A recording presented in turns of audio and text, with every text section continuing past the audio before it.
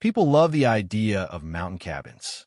They picture silence, stars so bright they hurt your eyes, the kind of peace you can't buy in cities anymore. They never talk about how that silence feels when it stretches too long, or how darkness behaves differently when there are no neighbors, no streetlights, no help coming. I didn't believe in places that watch you before these trips. I didn't believe buildings could remember people. After what happened, I don't go anywhere remote anymore. And I don't stay in cabins, especially not in the mountains. Because something up there isn't just old. It's patient. I rented the cabin because I was tired. That's the simplest way to explain it. I was burned out from work, from people, from noise that never seemed to stop. When I found a listing online, it looked perfect. A small, hand-built log cabin deep in the mountains. No neighbors for miles, surrounded by trees and fog. The description mentioned no cell service, like it was a feature. At the time, I thought it was exactly what I needed. The drive took almost 6 hours. The last two were on a narrow gravel road that wound up the mountain like a scar. Trees leaned in close on both sides, their branches scraping my car as if trying to pull me off the road.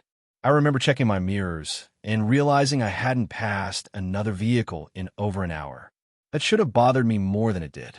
By the time I arrived, the sun was already sinking behind the peaks. The cabin sat in a clearing that looked unnaturally round, like the trees had stepped back on purpose. Smoke curled lazily from the chimney, even though I hadn't been told anyone would be there before me. I assumed it was from the caretaker, maybe someone who'd come by earlier in the day. The place looked normal enough: old logs, creaky porch, one small window on each side. But something about it felt wrong. Not in a dramatic way. More like when you walk into a room where an argument just ended. The air felt thick, heavy. I unlocked the door and stepped inside. The smell hit me first. Not rot, not mold, just old, like dust that had soaked into wood for decades. The interior was one room, a small kitchen, a table, a couch, and a staircase leading to a loft bedroom. There was a fireplace opposite the door, and above it hung a single photograph in a warped wooden frame. It was a picture of the cabin. Same angle, same clearing, same trees, but the photo looked wrong. Older. The trees were thinner, the logs darker, and standing on the porch were 3 people. A man, a woman, and a child. They weren't smiling. I shrugged it off, dropped my bags, and lit the lanterns. No electricity, just oil lamps and candles. The quiet pressed in immediately. No distant traffic. No wind. Not even insects. Just silence, so deep it made my ears ring. That night, I cooked a simple meal and sat at the table listening to the fire crackle. I kept expecting to hear something outside. An owl, a deer, anything. Nothing came. When I finally climbed into bed, the quiet felt almost aggressive. I woke up to footsteps. They were slow and deliberate, creaking across the wooden floor below me. My heart slammed into my ribs as I lay there, frozen, listening. Each step was heavy, like someone wearing boots. I told myself it was just the cabin settling. Old buildings made noise. That was normal. Then the footsteps stopped directly beneath the ladder to the loft. I held my breath. After a long moment, the steps resumed, moving toward the front door. I listened as it opened, closed, and silence returned. I didn't sleep again that night. The next morning, I checked the door. It had been locked. There were no footprints outside. No signs anyone had been there. I laughed it off, embarrassed by how scared I'd been. That was my first mistake. The second night, the knocking started. 3 slow knocks on the cabin door. Knock, knock, knock. I didn't answer. They came again, louder this time, shaking the door in its frame. I grabbed the fire poker and stood frozen, staring at the handle as if it might turn on its own. After a full minute, the knocking stopped. I waited. Minutes passed. Then I heard whispering. It wasn't loud enough to understand, just the sound of voices layered together coming from right outside the walls. They moved around the cabin, circling it, brushing past the windows. I could hear breathing, slow and close, like mouths pressed to the glass. At some point, I realized something worse. The whispers weren't outside anymore. They were inside the walls. I left the next morning, or at least I tried to. My car wouldn't start. The battery was dead, completely. No lights, no engine turn. I stood there staring at it, surrounded by miles of trees and no signal on my phone. Panic crept in slowly, like cold water filling a room. I went back inside to grab the keys to the caretaker's shed, something mentioned in the listing. That's when I noticed the photograph above the fireplace had changed. There were 4 people on the porch now. That night, the footsteps didn't stop. They went up and down the stairs for hours. Sometimes they paused outside the loft, right at the edge of my vision. I never saw anyone, but I could feel them watching me, smiling, waiting. Around 3 a.m., I heard my own voice call my name from downstairs. Perfectly. That was when I realized the cabin didn't want me to leave. It wanted me to stay long enough to be remembered. I was found 3 days later by a ranger responding to a missing person report. My car battery worked fine. The door was locked from the inside, and above the fireplace hung a photograph of the cabin, with 5 people standing on the porch. One of them was me. I didn't plan on staying the winter. That's the lie I told everyone afterward, anyway. The truth is, I wanted to disappear for a while. Not in a dramatic way. I wasn't suicidal. I just wanted to stop being visible. No emails. No conversations. No expectations. Just me, a cabin, and months of snow where nobody could reach me even if they tried. The cabin had belonged to my uncle. He died the previous spring. Heart attack, alone, found days later. The property sat high in the mountains, far beyond plowed roads. He used to brag that once the snow came, the world forgot he existed. At the time, that sounded peaceful. I arrived in late October, just before the first heavy snowfall.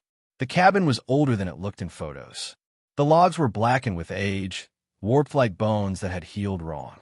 It sat tucked into a shallow valley surrounded by dense pines, the kind that blocked out sound and light. Even during the day, the place felt dim, like twilight never quite left. Inside, everything was exactly as my uncle had left it. Boots by the door, a half-used deck of cards on the table, a notebook open beside his chair, pen still resting in the crease. I remember thinking it was strange he hadn't packed anything away, like he'd expected to be back any minute. I settled in easily at first. Chopped wood, cooked simple meals, read books by lantern light. The quiet felt earned. At night, the wind howled through the trees like an animal searching for something it had lost, but I slept through most of it. The first snowfall came hard and fast. By morning, the world outside the windows was erased. Just white and gray and the faint outlines of trees half buried like corpses. I remember feeling a thrill of isolation. No way in or out now. Just me. That's when the tracks appeared. They circled the cabin. Not random. Not wandering. Perfectly spaced impressions pressed deep into the snow, forming a wide ring around the building. I counted them. Dozens. Too many for one animal. They weren't footprints. They were impressions. Like something had pressed its weight straight down without lifting its feet. I told myself it was elk, or snow settling, or something I just didn't understand. But the tracks didn't lead anywhere. No entry point. No exit. Just a circle. That night, I heard something scrape along the outer wall. Slow. Careful. Like nails dragging across wood. I froze in my chair, heart pounding, staring at the door. The scraping moved, inch by inch, around the cabin. When it reached the wall behind me, I could feel the vibration through the logs. Whatever it was close enough that only inches of what separated us. Then it stopped. Silence returned so abruptly it hurt. I didn't sleep. The next morning, the tracks were closer. The circle had tightened. I started to feel watched. Not just observed, but studied. Like something was learning me. Learning my habits. The way I moved. The times I slept. By the 3rd day, the knocking began. Not on the door. On the walls. One knock. Pause. Another knock. Always in sets of 3. It came from different sides of the cabin each time. Sometimes high, near the windows. Sometimes low, near the floor. Never random. Always deliberate. I tried yelling. Tried firing my rifle into the trees. The sound vanished into the snow like it had been swallowed. That night, I heard footsteps on the roof. Heavy. Measured. Something paced above me for hours. Snow sliding off the edge in soft avalanches. Occasionally, it would stop directly above where I lay, as if listening to my breathing. I found my uncle's notebook the next day. I wish I hadn't. The entries were erratic. Some pages were neat and calm. Notes about weather, supplies, repairs. Then the handwriting began to change. Letters pressed harder into the paper. Lines slanted sharply. It doesn't like when I sleep too long. It walks closer every night. I don't think it hunts. I think it waits. One entry was just a series of tally marks. Dozens of them. At the bottom, written faintly, almost ashamed. It wears the snow like skin. That night I saw it. I was standing at the window, watching the snowfall thicken, when something shifted near the tree lean. At first, I thought it was a trick of the light. Then it moved again. A shape detached itself from the white. It was tall, taller than any man. Its body blended perfectly with the snow, not reflecting light, not casting shadow. The only thing that defined it was movement. It leaned forward, and when it did, its face appeared, or what passed for one. Two deep hollows where eyes should have been. A long, uneven opening that might have been a mouth. Snow clung to it, packed into grooves that suggested features without fully forming them. It raised an arm. The knocking started again. From inside the cabin. Behind me. I turned slowly. There were wet footprints on the floor, leading from the back wall to the center of the room. They were melting. I don't remember everything that happened after that. I remember screaming until my throat bled. I remember locking myself in the loft and hearing the ladder creak under weight that didn't belong to me. At some point, the knocking stopped. The cabin grew warm. Too warm. When morning came, the snow was gone from the clearing, melted into slush and mud. The tracks were gone too. So was my uncle's notebook. I left that day, walked for hours through knee-deep snow until I reached the road. I didn't look back. Weeks later, when officials went to secure the property, they found something frozen into the ground behind the cabin. A shape, human-sized, pressed into the earth like something had lain there for a very long time. They said it was probably my uncle. They never explained why the outline didn't match human proportions. I don't know if you've ever stayed in a cabin that feels alive. Not in a cozy sense, but in a way that it knows you. That it knows your every movement before you do. I didn't until this happened. It was late summer, and I thought I was being smart. I wanted to escape the city heat, escape work, escape everything. So I rented a small cabin deep in the mountains. It was advertised as secluded, which I thought meant peaceful. How wrong I was. The cabin itself looked ordinary from the outside. Aged wood, a sagging porch, a stone chimney. Inside, it was simple: one living area, a loft bedroom, a tiny bathroom, and the smell of wood polish so strong it made me cough. The furniture was old, a little scratched, like it had seen decades of use. I arrived late in the evening. The sun had disappeared behind the peaks, leaving the valley in shadow. I unpacked quickly, made some tea, and watched the sky turn indigo. The first night was quiet, too quiet. I chalked it up to being in the wilderness. Around 2 a.m., I woke to a faint creaking above me. The loft had a tiny trapdoor for storage, and the floorboards above it seemed to bend under invisible weight. I told myself it was just the cabin settling. Then came the whispering. Soft, indistinct, coming from the walls, the ceiling, everywhere and nowhere. It sounded like people speaking just on the edge of hearing. I pressed my ear to the wood, trying to make sense of it. The words didn't form, but the tone, it was urgent, demanding attention, impatient. I tried sleeping, but the whispering grew louder, punctuated by scratches, sharp, deliberate, like nails scraping wood. My heart raced, and I realized the noises weren't coming from outside. They were inside.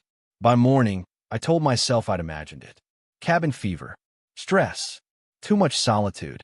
I left the door open that day to air it out and went for a long hike. The forest was beautiful, sun filtering through the trees, birds singing. I laughed at myself, convinced I'd been paranoid. That night, it got worse. I woke to the sound of footsteps, not above, not on the floor, but moving beneath the cabin. There was a small basement, barely enough room for storage, with a trapdoor hidden under the rug. I had never opened it. That night, the trapdoor lifted on its own, slowly, revealing nothing but darkness. I didn't dare look inside. I sat frozen in bed as scratching turned into thumps. Thumps turned into muffled voices. Voices became chanting. The cabin vibrated. It felt as if it was breathing, inhaling me, learning me. I spent the next day cautiously exploring the surrounding land. There were no neighbors for miles. The sun felt pale through the trees, and I noticed something odd, old, almost invisible footprints in the soil, leading in a wide circle around the cabin. But they were too deep, too large for a human. That evening, I tried leaving. My car wouldn't start.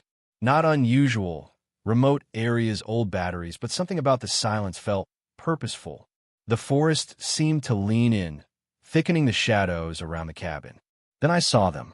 At the edge of the clearing, I glimpsed figures. 5 of them. Their forms were blurry, shifting, but unmistakably human.